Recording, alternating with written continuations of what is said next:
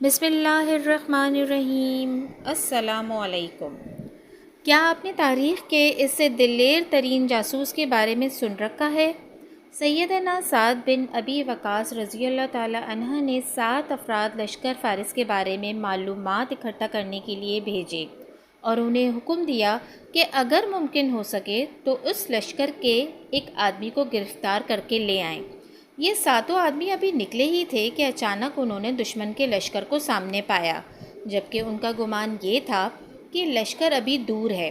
انہوں نے آپس میں مشورہ کر کے واپس پلٹنے کا فیصلہ کیا، مگر ان میں سے ایک آدمی نے امیر لشکر سعد کی جانب سے ذمہ لگائی گئی مہم کو سر انجام دیے بغیر واپس لوٹنے سے انکار کر دیا، اور یہ 6 افراد مسلمانوں کے لشکر کی جانب واپس لوٹ آئے، جبکہ ہمارا یہ بطل اپنی مہم کی ادائیگی کے لیے فارسیوں کے لشکر کی جانب تنہا بڑھتا چلا گیا۔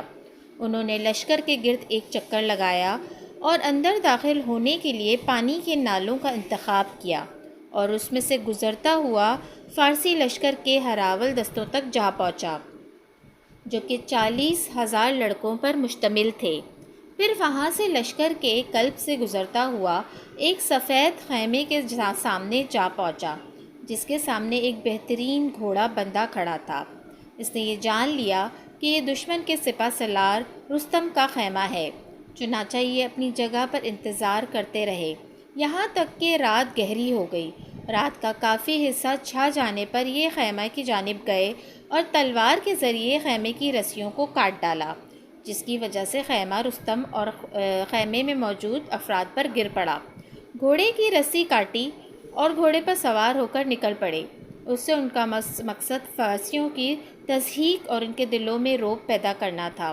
گھوڑا لے کر جب فرار ہوئے تو گھڑ سوار دستے نے ان کا پیچھا کیا۔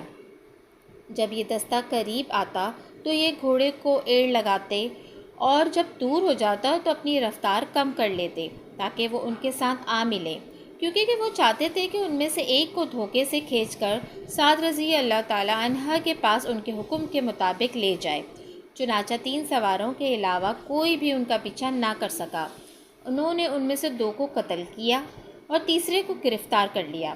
یہ سب کچھ تنہا انجام دیا۔ قیدی کو پکڑا، نیزہ اس کی پیٹھ کے ساتھ لگایا اور اسے اپنے آگے ہانکتے ہوئے مسلمانوں کے معسکر جا پہنچے اور سعد بن ابی وقاص رضی اللہ تعالی عنہ کی خدمت میں پیش کیا۔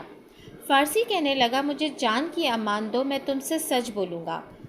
سعد رضی اللہ تعالی عنہ کہنے لگے، تجھے امان دی جاتی ہے اور ہم وعدے کی پاسداری کرنے والی قوم ہیں، لیکن شرط یہ ہے کہ ہمارے ساتھ جھوٹ مت بولنا۔ پھر سعد رضی اللہ تعالی عنہ نے کہا، ہمیں اپنی فوج کے بارے میں بتاؤ۔ فارسی انتہائی دہشت ناک اور ہڈیان کی کیفیت میں کہنے لگا، اپنے لشکر کے بارے میں بتانے سے قبل میں تمہیں تمہارے آدمی کے بارے میں بتلاتا ہوں۔ کہنے لگا، یہ آدمی ہم نے اس جیسا شخص آج تک نہیں دیکھا۔ میں ہوش سنبھالتے ہی جنگوں میں پلا بڑا ہوں۔ اس آدمی نے 2 فوجی چھاؤنیوں کو عبور کیا جنہیں بڑی فوج بھی عبور نہ کر سکتی تھی۔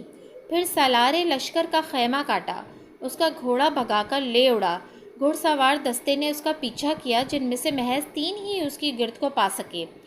ان میں سے ایک مارا گیا جسے ہم 1000 کے برابر سمجھتے تھے، پھر دوسرا مارا گیا جو ہمارے نزدیک 1000 افراد کے برابر تھا، اور دونوں میرے چچا کے بیٹے تھے۔ میں نے اس کا پیچھا جاری رکھا اور ان دونوں مقتولین کے انتقام کی آگ سے میرا سینہ دہک رہا تھا۔ میرے علم میں فارس کا کوئی ایسا شخص نہیں جو قوت میں میرا مقابلہ کر سکے، اور جب میں اس سے ٹکرایا تو موت کو اپنے سر پر منڈلاتے پایا۔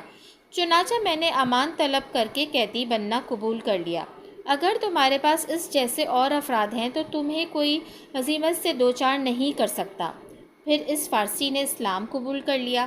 کیا آپ جانتے ہیں کہ یہ عظیم بطل کون